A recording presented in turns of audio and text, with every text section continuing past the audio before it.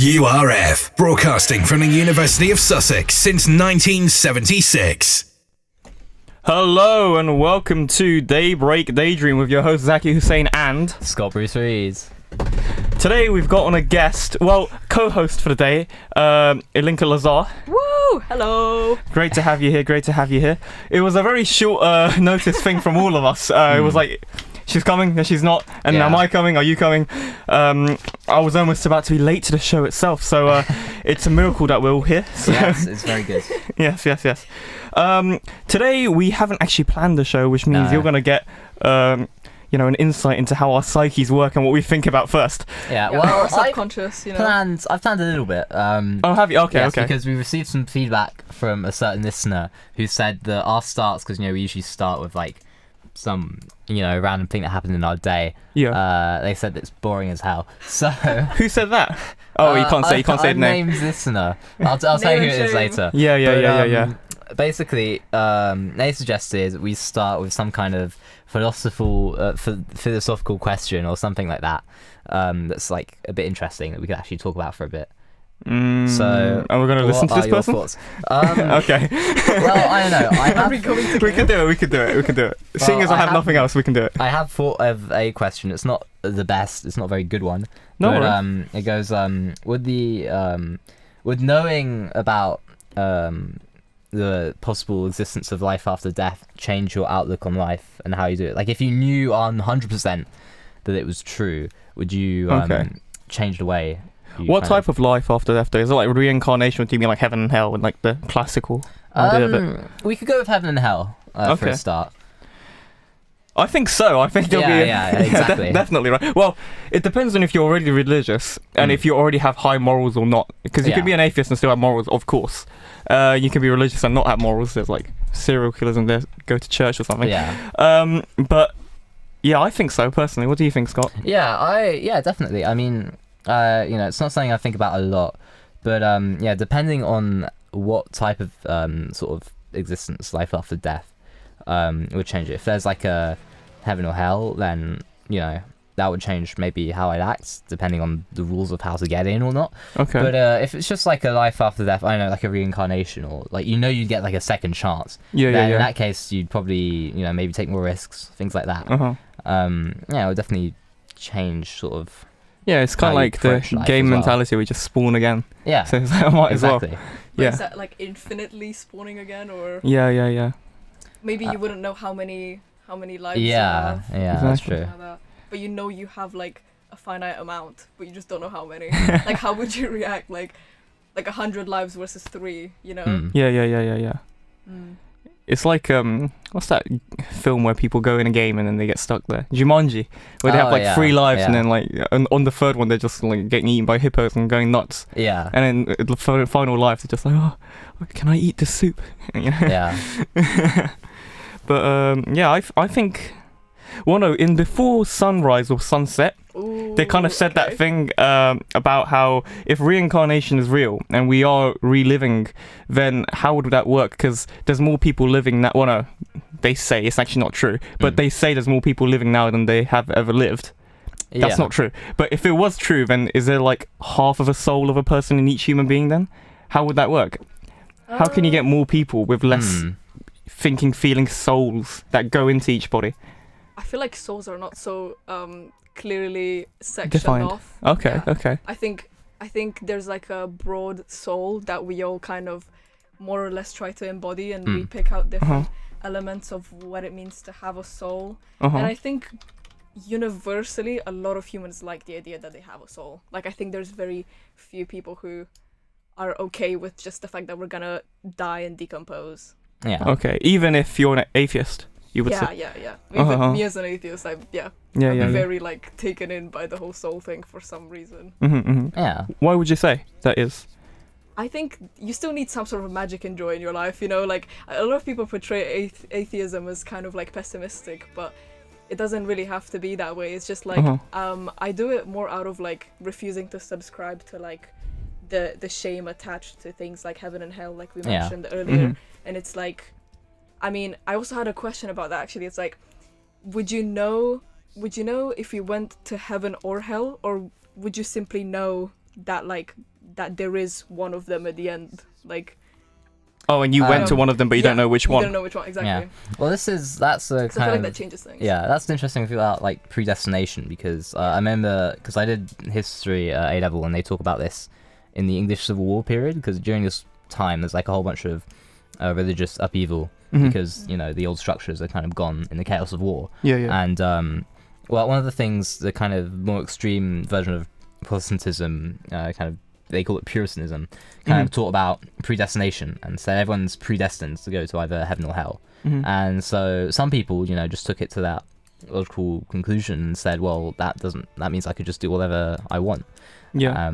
And that kind of, you know, ruffled a lot of feathers back then.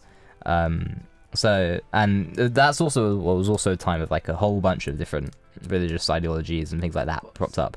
Yeah, it's like, what do you consider morality at that point? Yeah.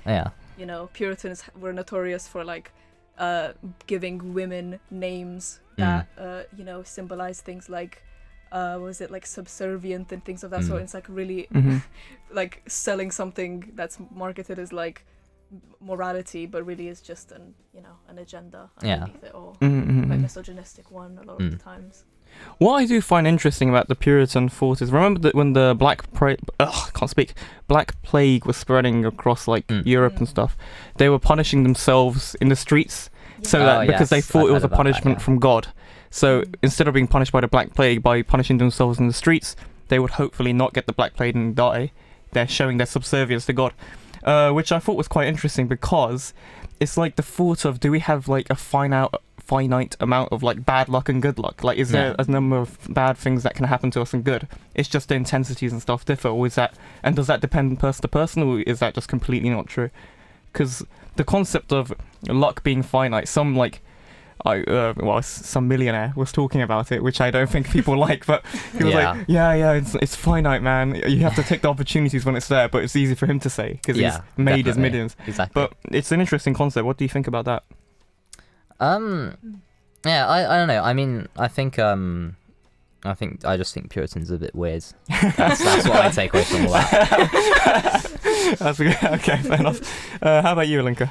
I think one question sprung to mind, like, what happens when you run out of both good and bad luck?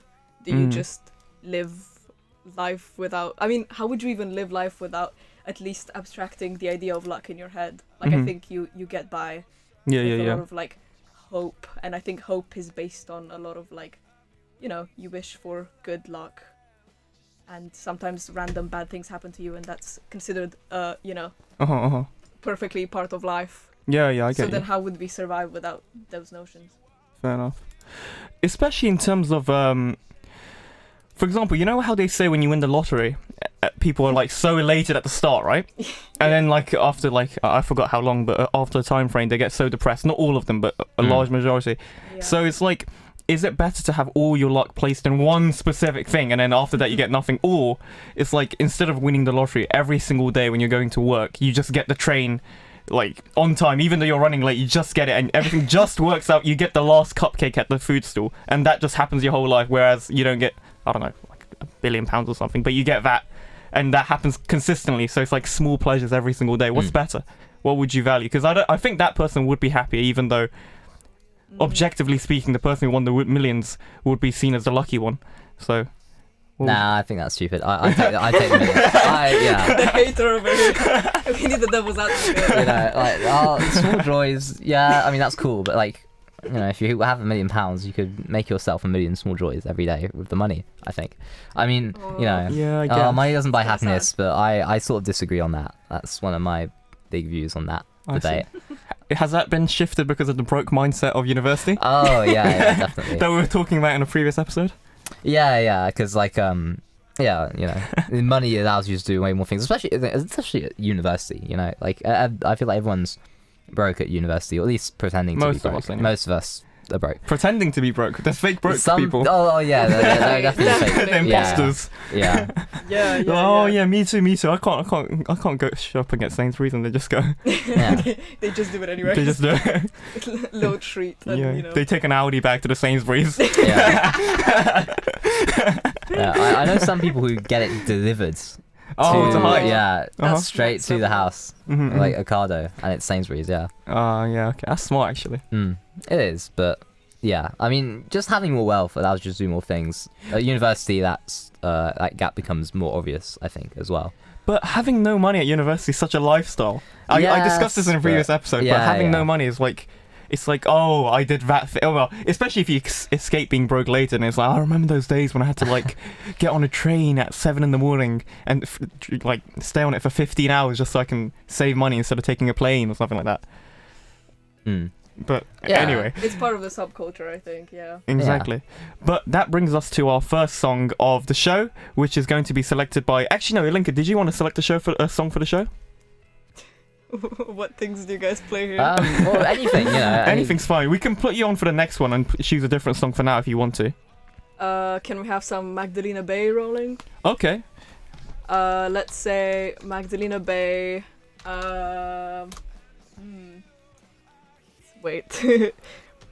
Let's just put Kill Shot on. Why Kill not? Shot, okay.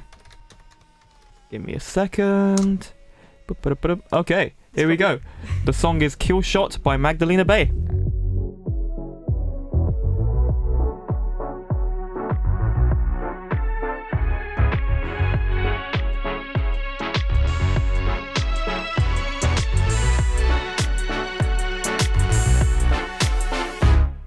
Something chronic, bit demonic. I've been on the late shift.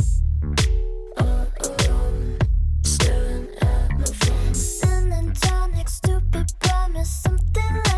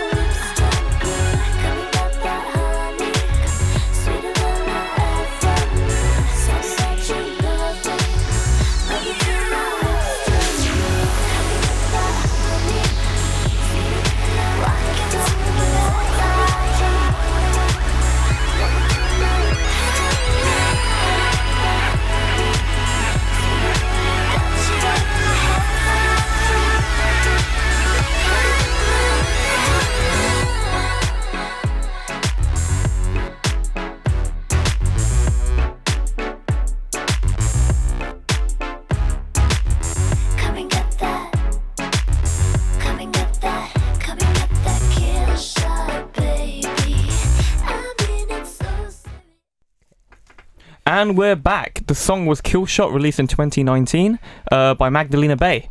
Woo! Seeing them in February. Yes, yeah. Oh, are you actually? I am. Oh, yeah. wow, that's great. Oh, First thing I did with my student finance, actually. I blew half of it on that. How much did it cost?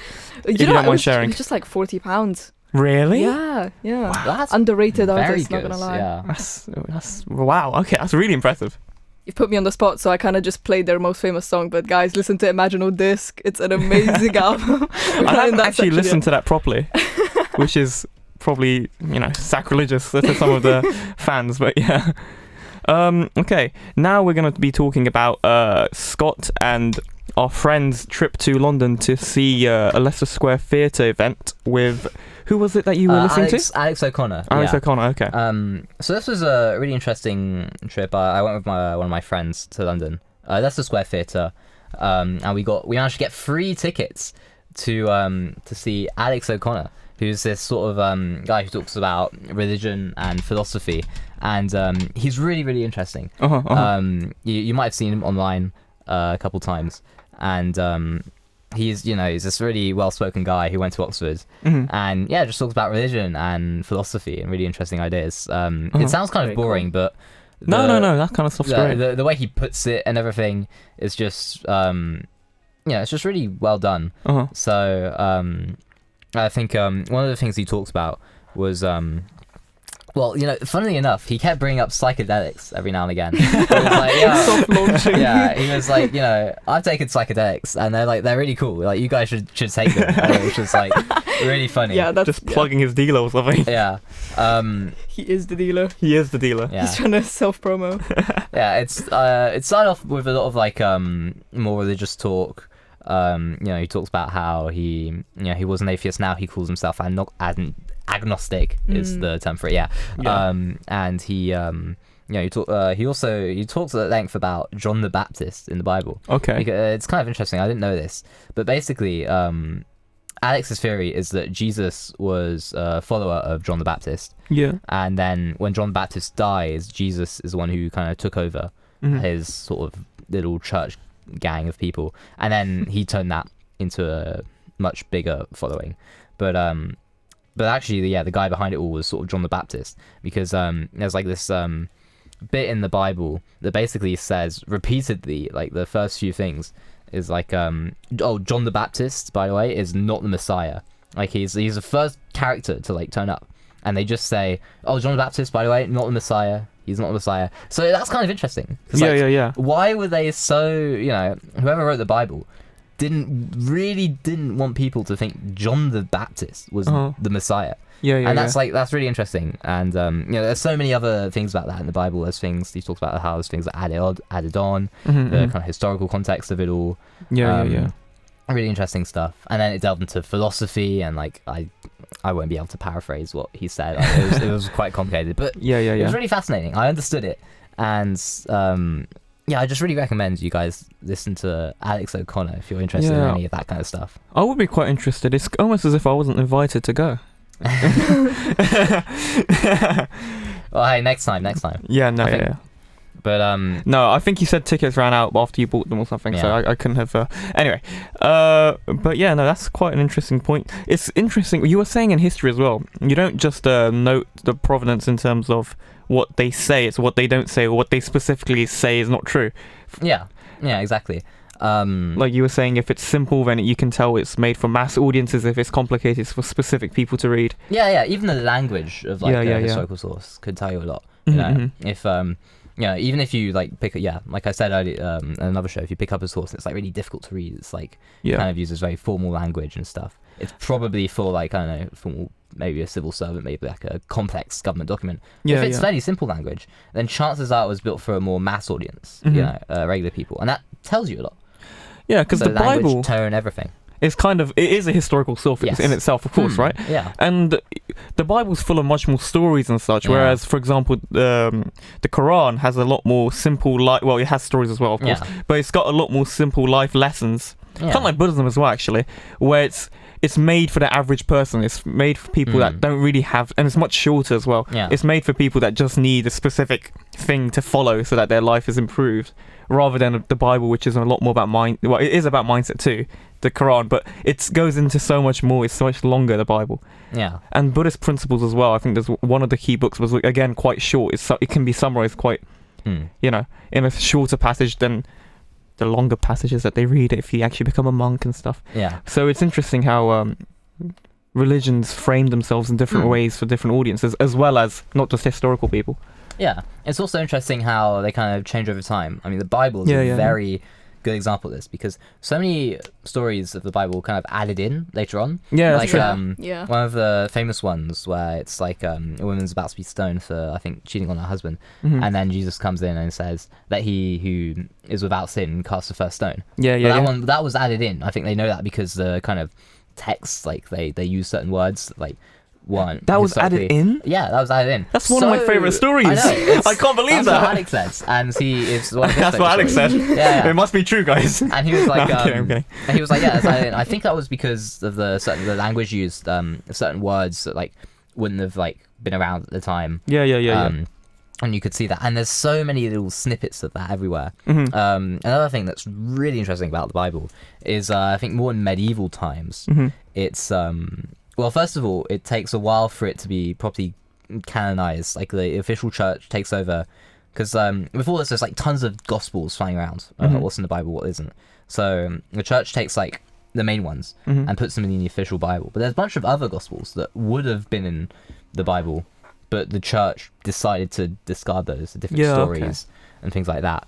I can't tell you much about those, but what I can tell you is that I think specifically medieval times, they kind of edited the Bible around. For example, Genesis is a lot of editing. I might have mentioned this before. It's kind of notorious for it. Yeah. For example, when there's the story of how God takes a rib off Adam and then uses that to make Eve. Well, the rib, that's a weird translation, because I think in the original like Hebrew word, it means more like half, but then they change it to be rib to make it seem like it's just this insignificant part of man that God uses to make a woman. Same thing with like it's translated so Eve becomes Adam's rescuer. In the original, the Hebrew word means more like it's translated to be helper.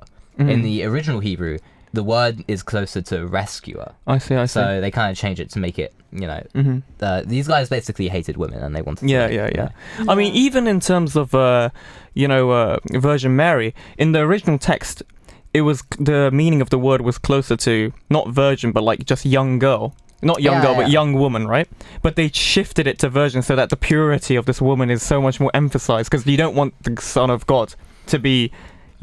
so they shifted the message around, and they do that all the time. Yeah, the idea of the Virgin Mary, I don't think it's in the original Bible. No. The translations and stuff slowly. Again, that's added on later. Yeah. That's just it's really like the fruit as well. It's like people say it's an apple now, but it just says fruit in the original text.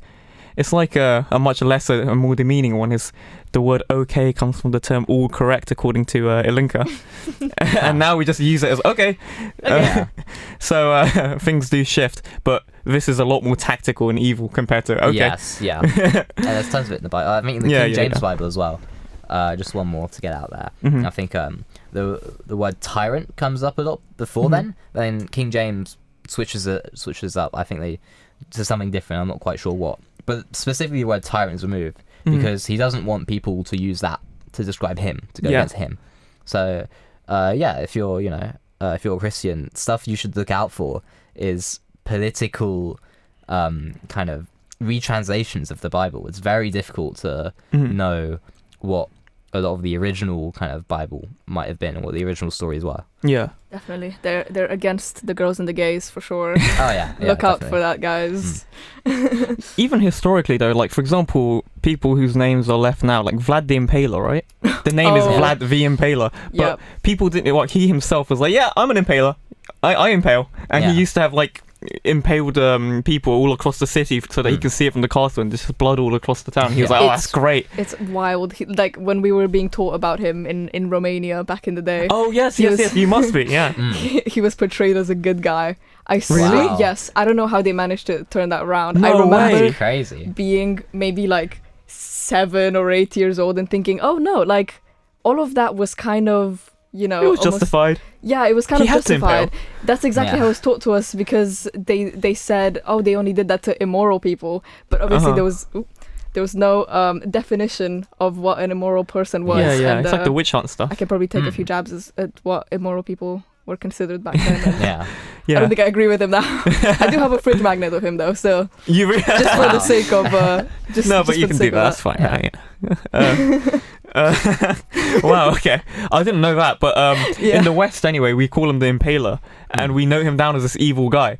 Yeah. That's how history notes him. Whereas Peter the Great did a lot of atrocities as well, but we still note him out and down as the Great. And it's like, who Yeah. actually called him the Great in the first place? And it was himself. He was like, I'm the Great one. Yeah. He made St. Petersburg, and he made these like meritocracy systems, and he said, I climbed the system of meritocracy myself, but he just kept signing off letters saying I'm great, so that he got these merits, whereas everyone else had to actually do the ladder.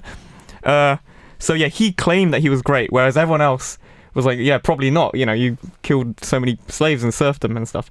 But it's amazing how different people are noted down differently in history, Yeah. just depending on certain nuances. But I'm sure you know more about that, seeing as you're a history student. Well, not. I mean, none that come implicitly to mind. I think. Yeah, no, I don't know off the top of my head, to be honest. But I think I do know there was. I can't remember the name of the guy, but basically in Roman times, back when France was known as Gaul. Yeah. Basically, before Caesar invaded Gaul, and there was this kind of military leader in Gaul who kind of defended the whole place, rallied all the Gallic tribes together Okay. to fight against the Romans, and was kind of successful for a time until eventually he got defeated. But before then, he was kind of noted down as like a sort of a footnote of history. Yeah. But then later, with sort of the, I guess, invention of nationalism in Yeah. the 20th century and 19th century, you know, France kind of looked into the past for its sort of any kind of like history of its identity. Yeah. And they found this this sort of military leader Yeah, from Gaul, and said, you know, now he's viewed as like this French national hero. Yeah. Even though, you know, he fought for, well, Gallic tribes, and France really wasn't unified back then, but he was able to unify it briefly to fight the Romans. And so it's interesting how also things like nationalism really play a big part in history and what kind of figures we see as leading nations. That's really interesting because, you know, the Three Kingdoms War in China? I know a bit. There was this whole war in China where it was divided between three clans. I forgot the names now. Yeah. And, you know, it was this whole period. It's like their war period. But the thing is, it was in the history books as this really long and not very accessible piece of literature for centuries, right? And then, you know, when China became nationalized and they were trying to, again, much like France, trying to convey national heroes and great stories, they rewrote the story of the Three Kingdoms so that it's more accessible for everyone, Okay. focusing on specific characters. And they republished it so that it shows how like China had greatness and great tactical thinking much before a lot of the other Asian countries, as well as like what's that? The Art of War. Who wrote that again? Sun Tzu. Sun Tzu, right? Yeah. Yeah, that was written in that period. They kind of focused on that as well as the military leaders and how they thought about it, the different kingdoms and their like mentalities, each character. Whereas before that, they would have just focused on the historical dates and wars. So it's interesting how nationalism pushes for each character and building on it. For example, there's a specific character, I forgot the name, it starts with a W, but he's now kind of like the epitome of success in business and gold and prosperity because of his success in battles and correct seizure methods and stuff. Whereas William the Conqueror? No, in China. Oh, in China. Oh, okay, yeah, I wouldn't know. But in China he's seen as a prosperity one, not in the West. Okay. But yeah, it's really interesting how nationalism works that way. One more thing. Okay. In comparison, in Japan they had another war period, right? but because it wasn't written down in terms of what happened was a kingdom failed, got defeated by a different clan, and a new kingdom was formed. And the story of the old kingdom was passed on by like regular singer-songwriting buskers in the street. Yeah. So it wasn't really a historical document. Each thing that they accumulated in this book later on, like 100 years later, was actually just passed on through different people's experiences in the war. Okay. Wow. And it's interesting because in this document, the new kingdom is actually seen as completely evil, and the old kingdom was great, and how it completely fell. Yeah. Whereas if it was trying to be nationalistic, then you'll say, oh, the new kingdom succeeded. It's a story of power and greatness. Whereas it's a story of sadness and tragedy. So it's interesting how different things can be posed in different ways. Yeah. But yes, I think it's time for our next song. Okay. Who's picking this one? Do you want to pick Scott? Me. Okay, I could. If you want to. Let's see what I could. So many good choices. Many good. I'm buying you time. So many good choices. Oh, here we go. Okay, this is a band called The Beths. I quite like. I'm going to play. What should I play? Head in the Clouds by The Beths. Awesome.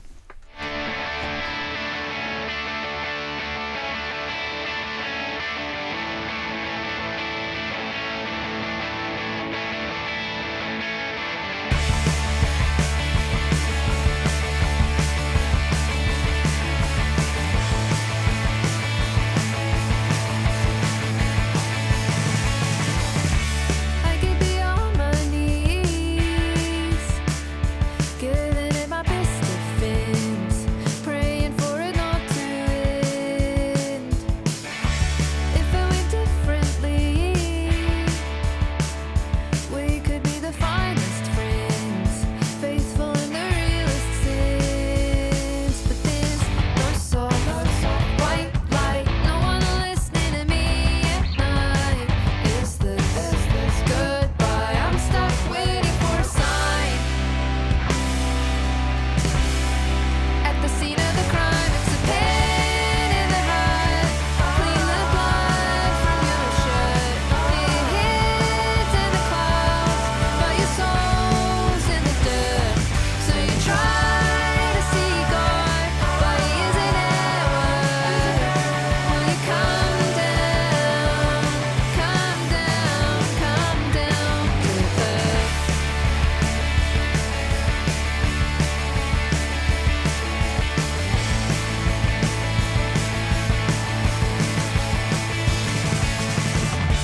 Suddenly I can see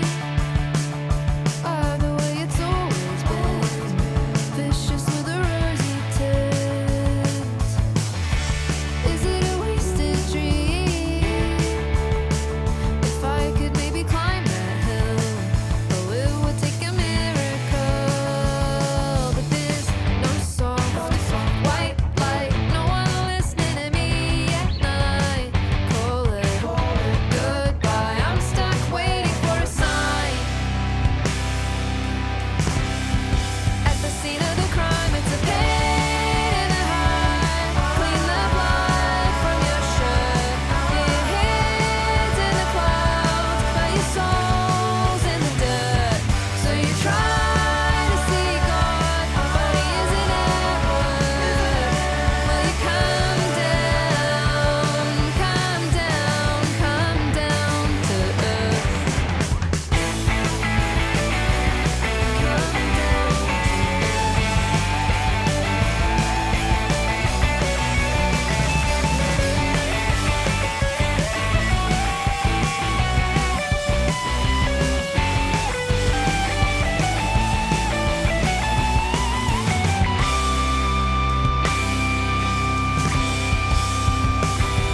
It's a pain in the heart, leaves a scar every time. You can scream at the void, but it never applies. I just wanna know what is sticking around worth. What a come down, come down, come down. It's a pain in the heart, clean the blood from your shirt. Your head's in the clouds, but your soul's in the dirt. So you try to see God, but he isn't at work.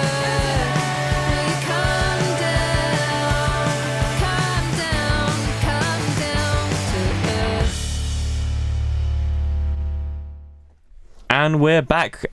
We are Daybreak Daydream in for the second half now. We're 35 minutes through. Our next segment is recommending films that we have watched recently or not even recently. So, the first film recommendation is going to be... Do you want to recommend first, Ilinca? My one, of course. I will be recommending a very underrated movie, actually. It's called Singles. It came out in 1992. Uh-huh. It's ahead of its time, I would say. Uh-huh. It's a movie about sort of nonchalance. It's about dating games. Mm-hmm.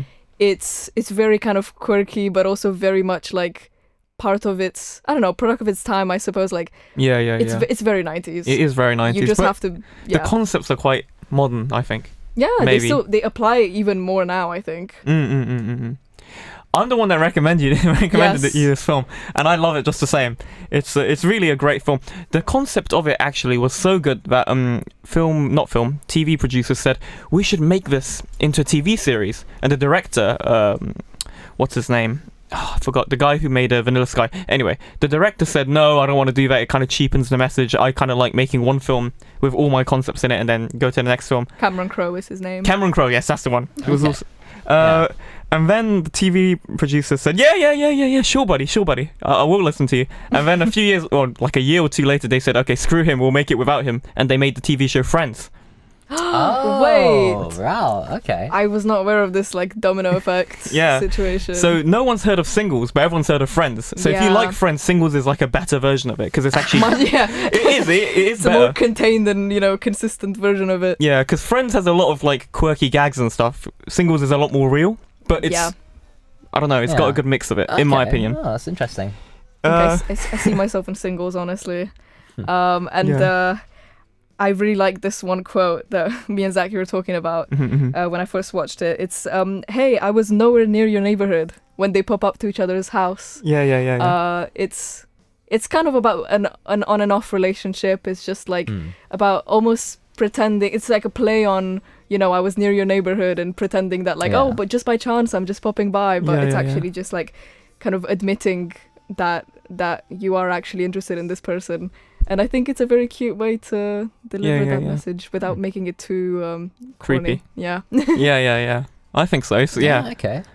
I kind of like how the story's in vignettes as well. It goes different. It goes in different ways each time, and then kind of ties everything back in.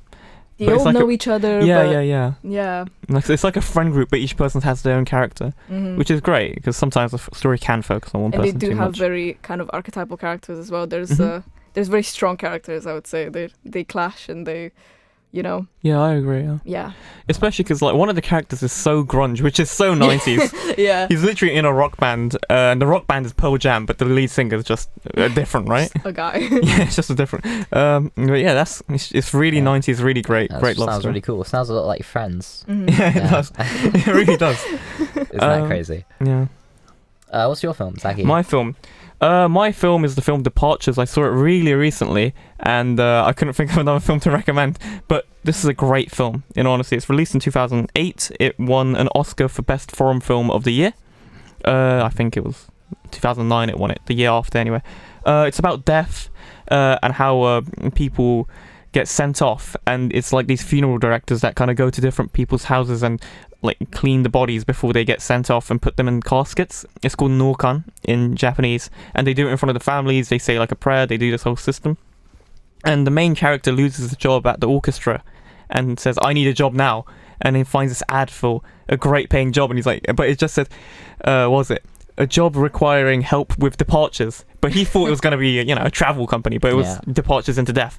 And then he kind of gets tied up into this story, but it's interesting how they mix mild humor with the concept of death and how people get sent off, how some people take it seriously, some people take the job kind of as filthy because you're touching dead people every day, some people see it as very holy. Different opinions. I thought that was quite interesting. People he works with are quite nonchalant about working in this, like he's like, he's dead because they do it every day. Desensitized. Whereas the guy's like, oh, what the hell's going on, man? It's like they smell and they're mushy and stuff. So I thought that was quite an interesting film, and it has a very good meaning at the end, which I'm not going to disclose. But yeah, I think it's a great film. Yeah, how about you, Scott? Great. Okay, so my film is called The Green Knight. It's starring Dev Patel and it's directed Oh, by I a like guy that guy. called David Lowry, something like that. And it was released fairly recently, 2021. It's well, it's basically this kind of fantasy sort of night film. It's about it's a kind of a Knights of the Round Table type story. This knight who's basically just a bit lost at life, getting drunk, doing whatever. Suddenly this like monster strides in at the round table, and it's like at Christmas I'll come back and like chop your head off or something like that. And then he goes on this big quest to go find this monster and kill it. And it's a really cool story. It's really cool because there's all these different things that happen, all this fantasy stuff that goes on. It's really stunning visually as well. It's like a lot of medieval films like really grimy, very grey and stuff. This one's really colourful, which I really like. That's quite, maybe that's it's because unique. it's fantasy, but also because maybe, yeah. I mean that's just more reflective of the reality actually of medieval life. It wasn't as grimy as people like as Hollywood kind of presents it. There's actually it was colour to it. Because really... even The Hobbit and stuff is like, or Lord of the Rings, it's quite grimy in a lot of the scenes. Some of them, yeah. Not all of it, of course. Even though it's not Middle Ages, but you get what I mean, right? But yeah, there's really cool like landscapes and stuff to it. If you like Lord of the Rings, well, the visuals mostly, then I think you could give The Green Knight a go, because it also shares a lot of that, as most kind of medieval fantasy stuff kind of does. It's just a really cool film. So go check it out if you can. That's awesome. Dev Patel went to my primary school. Oh, really? Yeah, No way. he did. Wow. They non-stop talked about every time they were like famous people that went to alumni. Dev Patel came here. He was in Slumdog Millionaire. Did you know that? Yeah. Every year at the end at Christmas. Wow. So any other legends apart from yourself going to that school? I don't think so. I'm the next one. 10 years from now, they're going to be saying my name. Zaki Hussein. They already are. Yeah, they used to. He's the host of Daybreak Daydream. Exactly. Did you know that? Exactly. They're saying that about you as well, Scott. Oh, yeah. Okay, now we're going to use our Ransom Recommends bot to recommend us a film. For the week, each of us chose a word. Ilinca chose the word Whimsy. I chose the word intense, and I chose obsession. Okay, now let's see what film Whimsy, gets... intense obsession. That should be interesting. It's taking a short second. It does take a bit. But yes, as we said before, this is a bot that recommends you films depending on the words you type in. It can be a sentence or specific words. Ransom recommends on render.com.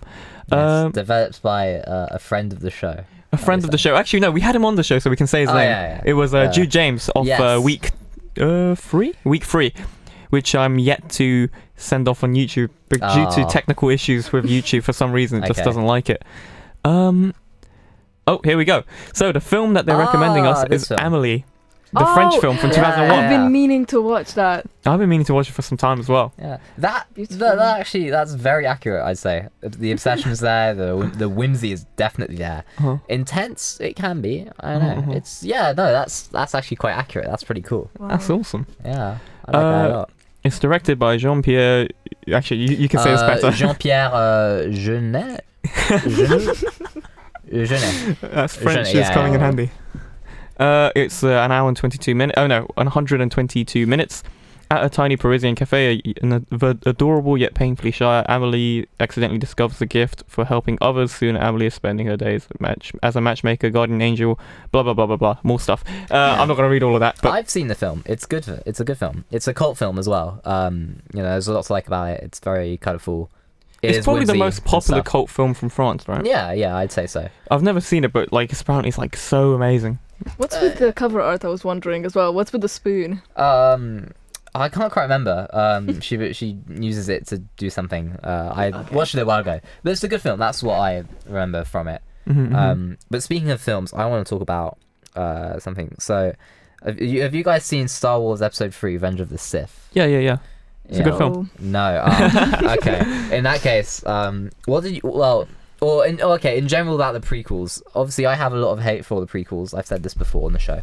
I think they're overrated. But I think one thing the people get wrong about the prequels is they really dunk on Hayden Christensen's performance as Anakin Skywalker. They say it's pretty terrible. I would disagree, and I'd say, because I think I saw a social media post saying, oh, worst thing about the prequels was Hayden Christensen's terrible performance as Really? Anakin. Is it that bad? I don't think so. I think it's great. Yeah, I think it it's good. perfectly portrays the character, this kind of angsty sort of guy. I mean, maybe it's because Anakin is like my favorite Star Wars character. Okay. But, A bit biased. but I do think Hayden Christensen portrays him very well. I think he's really well cast for that role. I haven't seen Hayden Christensen in much else. Me neither. I did see him in, I think, another film I can't remember the name of, but about journalism. He kind of plays a similar sort of character. Mm-hmm. In general, I think maybe Hayden Christensen's not like an amazing actor, but he really does nail Anakin, I think. And definitely. I'm just annoyed that people say his performance was bad. I think it's one of the best elements of the prequels, especially Episode 3. Episode 3 is very good, and that is directly mostly a result, I'd say, of Christian Hayden's performance as Anakin. There you go. I've said that now. I think the relationship between him and Obi-Wan is great as well. That Ewan one's McGregor great. is like so Definitely. fantastic, and Hayden Christensen as well, at blending these two characters, because we see them later in the other films, and both of them kind of like, looked into that carefully and tried to incorporate that into their own acting styles, especially Ewan McGregor kind of analysed the old Obi-Wan's way of speaking and mannerisms and stuff. But seeing their relationship grow and diminish throughout the prequels is one of the best parts of the Star Wars. I mean, Anakin's arc, I think, is really good. It's great. It's just, the dialogue is badly written about the prequels, I will say that. I mean, there's a lot of bad a lot of people do elements to say the prequels. But the arcs, the kind of foundations are there for like a really good story, especially Episode 3. So I will say that. Well, it's great though. I actually prefer the prequel to the original. That's an insane thing to say. I actually do. Episode 3, and it's not about the CGI or anything. Episode 1, Episode 2, are you kidding? They're terrible. No, I hate those. Look, Empire Strikes Back is not that good. I would be inclined to agree, but because Episode 4 is great. It clears the prequels. I'm sorry. Are you saying Episode 5 is better than any of the prequels apart from Revenge of the Sith? Yeah. No. I think Revenge of the Sith. No, Scott. I'd say Revenge of the Sith is on par with Empire Strikes Back. Yeah, Empire Strikes Back. No. See, that's where you're wrong. But the first two prequels suck. No. And the original trilogy is great. The original trilogy is great. I do agree. I also really do like Episode 6. Yeah, Episode 6 is great. What was it? Return of the Jedi. A lot of people say it's kind of. I like it though. I think it's one of my favorite Star Wars ones. What is your favorite film? Andor? Oh, so wait, what? Have you seen Andor? I have not. Okay, you should watch that because it's very good. It's it's another series that Disney Plus made about Star Wars, but this one's there's actually so good. many mini-series. Yeah, this one's actually good. This one's the Han only one. Solo, This one's the only Boba one Fett worth was in like watching. 2 scenes in the film, and then they made a whole series about this guy. Forget the Mandalorian. The Mandalorian sucks. It's boring. Watch Andor instead. It's really good. It's actually well written. There's a lot of action. Have you seen Rogue One as well? Yeah, no, that's terrible. You don't like That's Rogue the One? only one I've seen, actually. Rogue One's horrendous as well, man. What? Actually, no, Yeah. it's one of the better ones. No, do you know what? It's terrible. I'm not. It's not. No, it's terrible.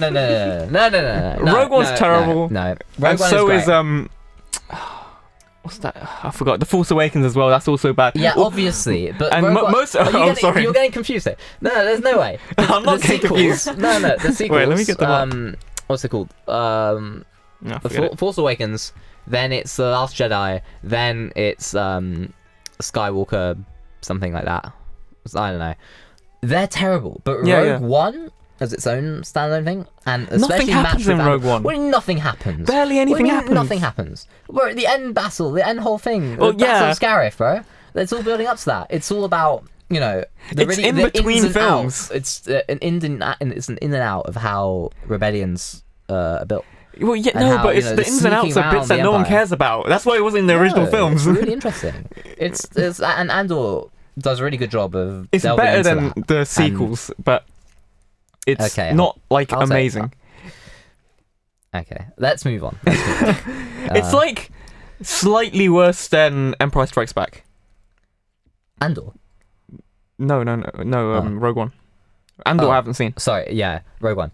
Anyway, Well, that's good. Well then, but you said Andor's terrible. How No, I said Rogue One's terrible. Oh yeah, sorry. I'm getting Rogue One. Yeah, And but- it's like worse than Empire Strikes Back by like yes, 2 obviously. points on a scale from 1 to 10. Oh, okay. So if like Empire Strikes Back is like But Empire- 6 out of 10, then it's like 4 out of 10. 6? Yeah, it's not that high for me. Damn, It's the worst Star Wars bro. film out of the prequels and sequels. Anyway, Damn. damn man. Okay. Anyway, Let's move on. Let's move on because Ilinca doesn't know anything about this, and I feel bad. Yeah. We've spent 10 minutes talking about something that she hasn't seen. Let's let's talk about Ilinca instead. Just Okay, yeah. You do so is it sociology? Yeah, I do. Yeah. What's that? And you're on your 3rd year. Is that correct? Second year. Actually, Oh, second yeah. year. Okay. I thought we were gonna be like, what's that about? Yeah. Why'd you choose? Why'd you choose that one? Yeah. So, I don't even know either, to be well, honest. what's it like? Because I'm not too sure what sociology even is, to be completely honest. So I'd love for you to tell me. It's basically just very woke. Okay. Okay. It's people mix it up with psychology a lot. Yeah. They're do. not nearly the same thing. Okay. Really? Right. Not at all, because psychology is all to do with what's happening up here, and sociology is everything but that. To be honest, it's Okay. it's about how societies are formed. Okay. You know, counterculture, what's considered moral and acceptable. I actually had a really cool seminar this morning where I got to be an angry feminist for an hour. It was great. That's great. It was Okay. about That's objectification. you in your prime. Yeah. Yeah, exactly. The rage bait from my professor was something else. Yeah, it was a very cool lecture, seminar even. And we're all like debating what objectification even is, and it actually got kind of technical because it's just we think we know, but then it's like, oh, in some contexts it's considered acceptable to objectify someone because technically, well, I don't know what sorry, I don't know what Yeah. topics are considered off limits for That's the radio. yeah. But, Don't worry, Okay. guests can say whatever they want. They just Yeah, risk yeah. being cancelled later. oh, slay. Okay. Well, anyway, yeah, you know, mutually consented objectification. It's like, is that considered objectification anymore? Things like that. Yeah, a lot of things to do with gender and hating on capitalism and things like that. Okay. Yeah. Okay. that's the main gist. Yeah. The thing is, I think sociology doesn't get like nearly as high of a rap as psychology, because psychology is like, oh, this famous psychologists like Carl Jung and Sigmund Freud, and you can name a few, right? Yeah. But I can't name like a famous sociologist. Do you think it's like seen as less important, or is it just underworks but it is really important? What would you say about that? I think it's a big pillar of, you know, society at the end of the day. Like, I think because it seeps into a lot of other aspects of, you know, the institutions that we interact with on a daily basis. And it's just the kind of thing that goes unnoticed, I think, a lot of the time. And it's also kind of, well, it has its faults, you know, the canon for sociology, as much as it's against sort of a lot of like misconceptions and a lot of like I don't know how to really word it. Like, it's the canon is still old white men, you know. Yeah. So there's still a lot of work to be done, but it's also a very recent subject. It only really Okay. emerged really? like maybe in the past few hundred years. So it's still Okay. being refined. Yeah, it's in the works. Yeah. Oh, that's really Yeah. cool. Yeah. It's cool when you know you have a subject that you could actually meaningfully expand on. You know, whereas stuff of like history and like politics that's been studied for ages. Like Yeah. Yeah, I yeah, just study what other people do. There's not much you could do. That is yourself in a true. way. It does get annoying when, you know, you study someone's study on someone else's study, and it's like a Yeah. meta-analysis, so it's like 5 people studying something, you study that. It's like, I don't, you know, Copy of a copy of a copy. Yeah. It does start to feel like that. because it's like the references you put in essays. Yeah. It's like, is my opinion even important at this point? Yeah. Yeah. Yeah, that is. Well, I guess you could like critique them and say they're wrong, but then Yeah, that's true. Yeah, if you're critiquing them, usually you're using someone else's theory to critique them. yeah, yeah. So it's kind of difficult, but you know, I mean, it's also easier. I don't have to think as hard, which is helpful sometimes as well. Sometimes it just feels like rearranging information that you find. Yeah. Yeah, You're it just kinda does, taking it doesn't and it? you're putting it in a different order, and here's my essay. Yeah. Yeah. Chat GPT everything. Do you use ChatGPT, Scott? No. You Not don't? to write essays, no. Oh, I don't use it to write essays, but I do use it to find sources because sometimes JSTOR and Google Scholar takes too long. Yeah, that's true. I will plead the fifth on AI usage in case any of my professors are listening for whatever reason. No, But- you can. No, for specific things like finding resources, Okay. that kind of stuff, you can use it for. Not for like structuring and like writing your essay, that kind of stuff. Okay, in that case, yeah, I use it for like finding sources. Yeah, 'cause, yeah, like, yeah. That's just fine. That's like a fine manually usage. looking for things. It does take a on, bit like, too long. Yeah, using Sometimes. the Sussex Library Yeah. website. It's a bit difficult. I just Yeah. use ChatGPT to get me stuff like that. But yeah, sometimes. I mean, they've fixed this a bit more now, but especially before, they used to just make up sources. Like, yeah. Really? JSTOR articles. Like, Yeah. you look it Wow. up and it's like doesn't exist. Now it has to actually link where it found the article, which Oh, I think wow, has yeah. solved that. Yeah, But yeah, before they just just make it up. Yeah, I remember actually our teacher in English A level. He he got a bit lazy planning on one of our lessons, and he used AI to analyze a poem for Uh-huh. us, so that he has some sort of thing to go off of. And AI literally just made up some verses and analyzed those, and those were not even in the poem. Wow. So imagine that, like teaching that to us, Yeah. it's not even there. Making a new poem itself. Was this Mr. Chips? This was Mr. Chip. Shout out to Wow. Mr. Chip. Mr. Chip. If Don't he's worry, we're not saying his real name, so it's fine. Okay. We can't say his real name. He's it's great. a I miss him. I do miss him too. He's a great teacher. Wait, you guys went to the same school? For a bit, yeah. Oh no. Well, we weren't friends at the time, but yes. Okay. Oh, nice. Yeah. Our friendship story links back to a lot of different things, which we don't have time for. We have God. 3 minutes. Interesting. Okay. Is there any final things we want to note before I play the last song of the day? I don't know. Puritans are weird is what I'll end on. Yeah. Puritans are weird. Yeah, very odd. I Are think there was Puritans People. even like around anymore? Not really. I mean, in some corners of the US, Fair enough. you probably find them, but not really anymore, I'd say. Anything you want to note down? I'll leave you with something that connects us to the beginning of this episode, actually. Ooh. With the question that we were talking about. Would you rather slay so hard that you can never slay again? Or would you rather not slay enough? But it's consistent. I You don't know. slay quite hard, but just not enough. I'd say not enough. I think that's because then you peak. I don't want to peak. I don't know, Kind of but like peaking in high school. I Yeah. kind of like the idea of peaking because if you don't ever have a peak, you're never noted. But if you're like an artist that had one great album, then it's Yeah. like that, like Y2K. You're noted as that guy from Y2K. You're the famous one from Y2K. Hmm. Whereas if not, then you're just some guy that was always there. Yeah. So yeah, that's my opinion. But anyway, that brings us to the end of the show. The Woohoo! final song. Yay! Finally, it's over. My favorite part. Get me out of here. The last song is my song. The song is by The Cure. The song is Let's Go to Bed off the album Japanese Whispers. Let's give it a go. All right. Goodbye, guys.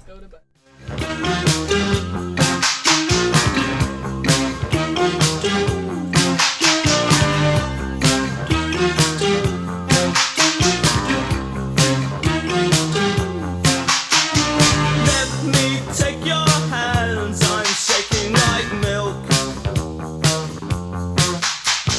Turning blue all over the windows and the floors. Fires outside in the sky look as perfect as cats. Two of us together again, it's just the same, a stupid game. But I don't care if you don't, and I don't feel if you don't, and I don't want it if you don't, and I won't say it if you won't say it